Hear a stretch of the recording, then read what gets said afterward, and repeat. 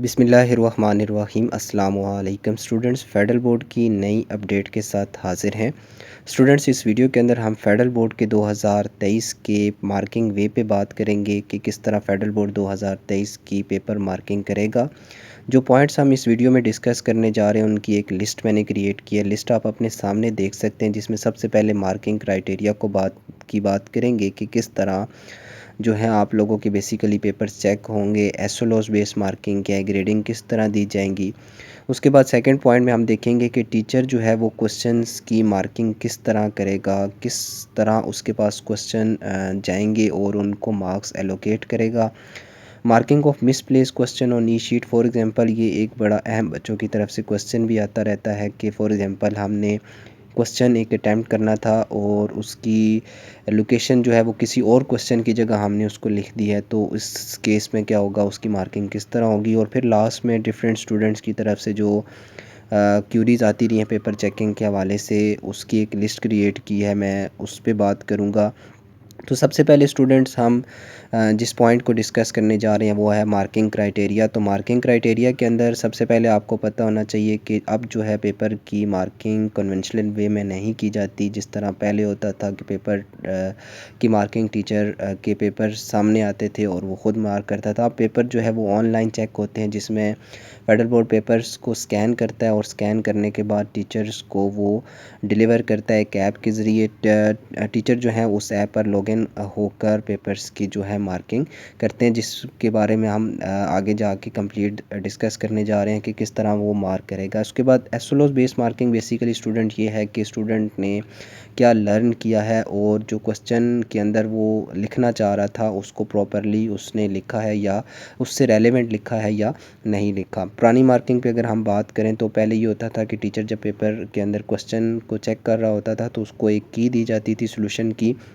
उस की से पेपर के क्वेश्चंस को वो चेक करता था, अगर मैच होते थे वो मार्क्स दे देता था, अदरवाइज़ वो उसको मार्क्स नहीं देता था। अब एसओलॉस बेस मार्किंग जो है उसमें मार्किंग थोड़ी सी बेहतर होगी है। इसमें ये होगा कि अगर किसी स्टूडेंट ने कोई भी रेलेवेंट पॉइंट उसके रिलेटेड लिख दी है, चाहे उसकी वर्डिंग प्रॉपर थी या नहीं थी, तो उसको फेडरल बोर्ड मार्क्स एलोकेट करेगा, यानी उसको ख़ास किस्म के मार्क्स दिए जाएंगे। फुल मार्क्स अगर नहीं भी मिले तो उसको मार्क्स लाजमी दिए जाएंगे। अब ये नहीं है कि बच्चे ने लाजमी जो वर्ड बाय वर्ड जो बुक पे लिखा है एज़ इट इज़ वही पेपर के अंदर लिखना है। अब बच्चा किसी भी वे में, किसी भी तरह, किसी भी एग्जांपल के साथ अपने क्वेश्चन को जो है उसकी वजाहत उसको एक्सप्लेन कर सकता है। एसओलॉस बेस मार्किंग ने बेसिकली जो है मार्किंग को काफ़ी बेहतर कर दी। अब आपके पेपर के अंदर ज़रा सा भी आपका पॉइंट रेलेवेंट उस क्वेश्चन के रिलेटेड होता गया तो फेडरल बोर्ड की तरफ से जो है टीचर एग्जामिनर उसको कंप्लीट गाइडलाइन दी गई है कि आपने इस बच्चे को अब मार्क्स जो है वो लाजमी एलोकेट करने हैं। इसके बाद स्टूडेंट हम देखेंगे कि टीचर जो है वो क्वेश्चंस की मार्किंग किस तरह करेगा। अब जो है वो कन्वेंशनल मार्किंग जैसे कि पहले बताया है कि नहीं है, टीचर एक ऐप के ज़रिए आपके स्कैन्ड जो क्वेश्चन होंगे वो टीचर के पास जाएंगे, टीचर लॉगिन करेगा। जैसे ही लॉगिन करेगा तो उस पे ऑप्शन होंगे क्वेश्चंस के आंसर्स को देखने के लिए, तो वहाँ उन पे वो क्वेश्चन के आंसर को बआसानी देख सकेगा। जैसा कि आप स्क्रीन पे देख सकते हैं कि किसी स्टूडेंट का एक क्वेश्चन का आंसर है जो कि एक स्क्रीन पे ओपन हुआ है। अब जैसे ही स्क्रीन पे टीचर के सामने ये क्वेश्चन ओपन होगा तो टीचर जो है बआसानी इसके अंदर डिफरेंट एडिटिंग टूल्स को इस्तेमाल करके एडिटिंग वगैरह कर सकेगा।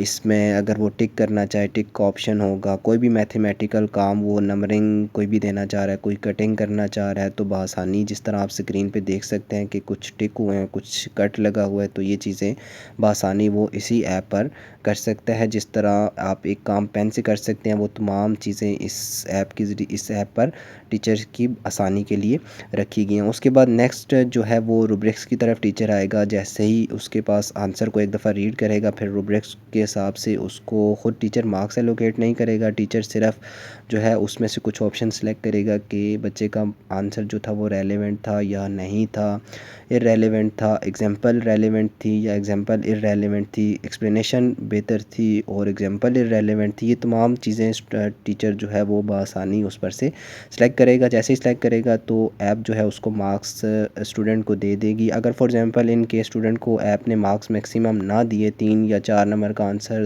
का क्वेश्चन था तो 4 नंबर पूरे उसको नहीं मिले या 3 नंबर पूरे उसको नहीं मिले, तो फिर उसको टीचर को उसके पास ड्रॉप डाउन मेन्यू होगा जिससे वो ऑप्शन सेलेक्ट करेगा कि इसका आंसर इररेलेवेंट था या जो इशू था वो बताएगा, और साथ रिमार्क्स सेक्शन के अंदर वो रिमार्क्स भी लिखेगा कि इस बच्चे के मार्क्स फुल ना होने की जो वजह है वो क्या है। जिस तरह फॉर एग्ज़ाम्पल किसी ने एग्ज़ाम्पल ना ठीक लिखी हुई तो उधर एग्ज़ाम्पल वो मेंशन कर दिया जाएगा कि एग्ज़ाम्पल जो थी वो दुरुस्त नहीं थी। उसके बाद फॉर एग्ज़ाम्पल किसी स्टूडेंट ने कोई क्वेश्चन अटैम्प्ट नहीं किया होगा तो वहाँ जो एग्ज़ामिनर होगा वो वहाँ नोट अटेम्प्टेड का ऑप्शन जो है उसको वो सिलेक्ट कर लेगा। नेक्स्ट हम इम्पोर्टेंट पॉइंट की तरफ जा रहे हैं कि फॉर एग्ज़ाम्पल किसी ने क्वेश्चन को मिसप्लेस कर दिया, किसी और नंबर पे क्वेश्चन अटैम्प्ट कर दिया, तो ऐसे केस में अगर टीचर के पास कोई क्वेश्चन आ गया जो कि किसी और क्वेश्चन का आंसर था, बच्चे ने उस लोकेशन पे लिख दिया, तो ऐसे केस में टीचर जो है उसके पास उसी ऐप पर जिसकी अभी मैं बात कर रहा था उस पे टीचर उसको मार्क कर देगा। एक ऑप्शन होगा मार्क टू हेड एग्ज़ामिनर, तो वो क्वेश्चन हेड एग्ज़ामिनर की तरफ मार्क हो जाएगा। वो जैसे ही क्वेश्चन हेड एग्ज़ामिनर के पास जाएगा तो हेड एग्ज़ामिनर फिर उसको मैनुअली उस क्वेश्चन की चेकिंग करेगा और टीचर स्टूडेंट जो होगा उसको उस क्वेश्चन के मार्क्स दिए जाएंगे। काफ़ी सारे स्टूडेंट परेशान होते रहते हैं कि हमने क्वेश्चन जो है वो मिसप्लेस कर दिया है, अब हमें मार्क्स दिए जाएंगे या नहीं दिए जाएंगे। इसके बाद नेक्स्ट पॉइंट जो स्टूडेंट्स की तरफ से क्यूरीज आई हैं उनको डिस्कस कर लेते हैं। इसमें आप सामने देख सकते हैं एक बच्चे की तरफ से क्वेश्चन है कि उसने पूरा क्वेश्चन मैथ का एक सही अटैम्प्ट किया और लास्ट में आंसर जो है वो किसी कैलकुलेशन मिस्टेक की वजह से गलत आ गया है। तो ऐसी केस में स्टूडेंट्स मार्क्स दे दिए जाएंगे,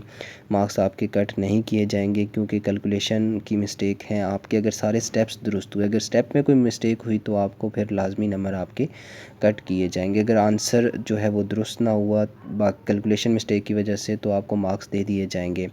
उसके बाद एक और क्वेश्चन आया कि एक बच्चा है जिसने कहा है कि मैंने बुक से डेफिनेशन के हिसाब से आंसर लिख दिया और कंसेप्चुअली उसको नहीं किया। तो स्टूडेंट अगर उसमें कंसेप्चुअली पूछा गया आपसे कि इस चीज़ को कंसेप्चुअली एक्सप्लेन करना है तो आपने नहीं किया तो आपके मार्क्स कटेंगे। आपसे डेफिनेशन मांगी जाएगी तो आपने डेफिनेशन उस केस में लिखनी है। तो स्टूडेंट्स मैं उम्मीद करता हूँ आपको वीडियो पसंद आई होगी। अगर आपके माइंड में कोई क्यूरी है तो ये जो व्हाट्सएप नंबर दिया है इस पे आप मुझे व्हाट्सएप करके पूछ सकते हैं।